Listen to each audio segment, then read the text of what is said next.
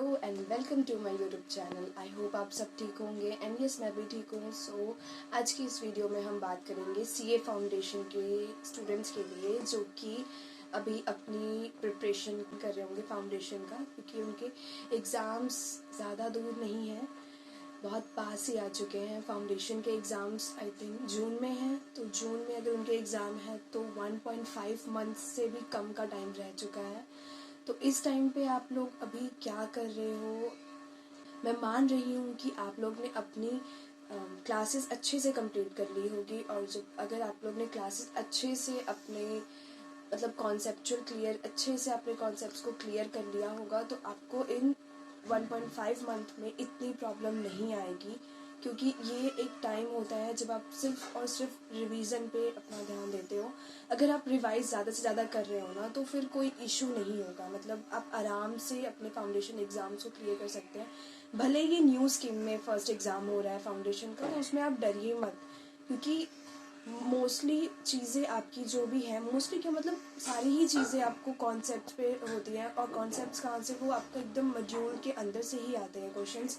कोई इतना हैवी, कोई इतना आउट ऑफ द सिलेबस कुछ नहीं आता है। आपको वही चीज़ जो मॉड्यूल में है वो अच्छे से अगर आप लोगों ने रिवाइज की है, अच्छे से आपने उससे कॉन्सेप्ट्स जो भी है क्लियर किए हैं ना, फिर तो कोई प्रॉब्लम नहीं आने वाली है। क्योंकि जो फाउंडेशन का एग्ज़ाम है, चाहे वो फाइनल हो इंटर हो, सबका अभी न्यू स्कीम में फ़र्स्ट टाइम होने जा रहा है। तो PYQs RTPs MTPs काफ़ी बच्चे प्रैक्टिस नहीं कर रहे होंगे, क्योंकि वो सोच रहे होंगे कि हाँ कि ये तो ओल्ड सिलेबस का है, अभी क्यों करें, ये तो हम लोग न्यू सिलेबस में देने जा रहे हैं। बट मेरा ओपिनियन ये है इस पर कि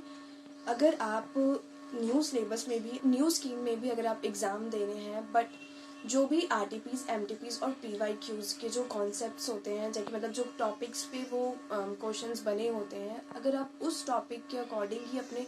क्वेश्चन सॉल्व करें, मतलब आएगा तो MTP RTP से तो आई थिंक नहीं आता है, मानते हैं, बट वो एक प्रैक्टिस के लिए होता है।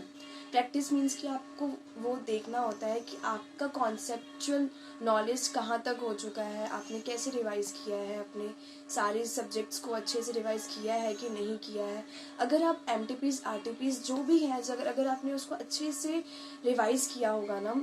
तो मेरे ख्याल से आपका जो भी लेवल है कॉन्फिडेंस का है ना, वो अप हो जाएगा। क्योंकि अगर आप उस MTPs RTPs या PYs को अगर आप सॉल्व कर रहे हैं ना टाइमली, एक तो आपका ये बेनिफिट है कि आप अपने टाइम को जो अपने जो एग्ज़ाम का प्रेशर है वो अच्छे से कैसे आप हैंडल कर सकते हो वो आपको समझ आएगा। फिर अगर आप उस क्वेश्चंस को देखकर अगर आपके माइंड में वो आ रहा है कि हाँ इसका आंसर ये हो सकता है, ये हो सकता है, तो उससे भी आपको एक बेनिफिट होगा कि हाँ आपने अच्छे से रिवाइज़ किया है अपने कॉन्सेप्ट्स को। मानते हैं कि उसमें से एग्जैक्ट वैसा नहीं आता है एग्ज़ाम में, बट कॉन्सेप्ट्स तो कुछ ना कुछ सेम ही होते हैं। मतलब कि जैसे लॉ को ले लीजिए, BCR भले हट चुका है, बट लॉ में जो भी है, लॉ में जो क्वेश्चंस होते हैं ना किसी भी टॉपिक के ऊपर, किसी मतलब लॉ केस लॉज के ऊपर, तो उसी रिगार्डिंग ही क्वेश्चंस आएंगे। मतलब भले उसकी क्वेश्चंस के जो लेवल है थोड़े हाई हो जाएंगे, या क्वेश्चंस जो है वो ज़्यादा हो जाएंगे, क्योंकि BCR तो वो हट चुका है, डिलीट हो चुका है सिलेबस से।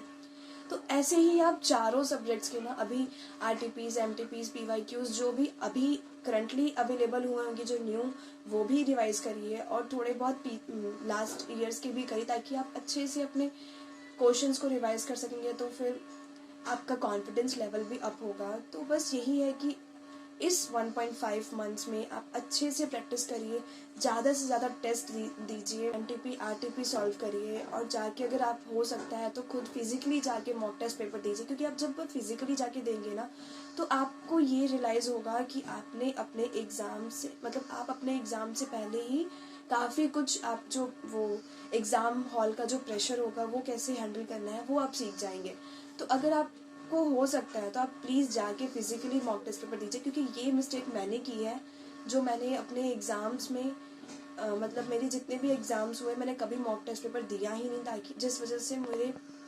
अंदर जो एग्ज़ाम का प्रेशर, जो एग्ज़ाम की जो एंजाइटीज़ होती है वो बहुत हो रही थी। हाँ, आपको मैं अपनी मिस्टेक्स के बारे में एक अलग वीडियो में बताऊंगी कि मैंने क्या मिस्टेक की है कि मेरे 5th अटेम्प्ट में जाके CA फाउंडेशन क्लियर हुआ है। इस वीडियो में सिर्फ यही कहना चाहूँगी कि अच्छे से अपनी प्रैक्टिस करिए, अपना टाइम वेस्ट मत करिए बिल्कुल भी, ज़्यादा से ज़्यादा प्रैक्टिस करिए, और एक ही सब्जेक्ट को मतलब एक ही सब्जेक्ट को लेके मत चलिएगा, तो चारों को इकट्ठे लेके चलिएगा और साथ साथ में ही टाइम निकालते निकालते 2 आवर्स दे के या फिर प्रैक्टिस का ही टाइम में ही 2 आवर्स में आप सारे सब्जेक्ट्स को मतलब प्रैक्टिस करिए डेली बाय डेली। ऐसा मत करिए कि हाँ आज मैं ये पढ़ लेता हूँ जिसमें आपका ज़्यादा मन लग रहा हो,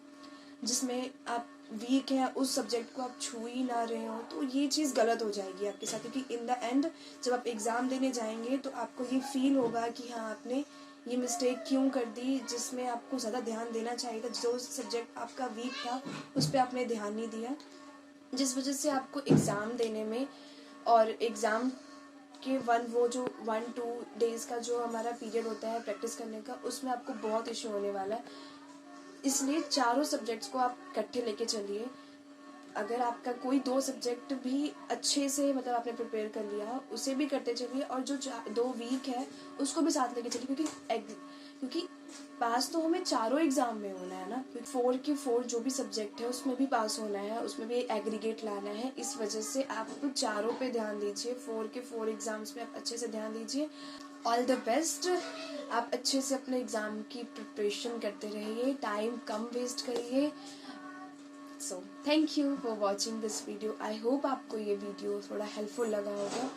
और अगर आपको मेरी मिस्टेक्स के बारे में जानना है जो मैंने की है इन 5 अटेम्प्ट्स में, जो मेरा 5 अटेम्प्ट जाके क्लियर हुआ है, तो उसके लिए अगर आपको वीडियो चाहिए तो आप कमेंट कर दीजिएगा, एंड मैं उस टॉपिक पे भी वीडियो बना लूँगी। So thank you for watching this video. Bye bye. How to pass CA foundation in 2 attempts.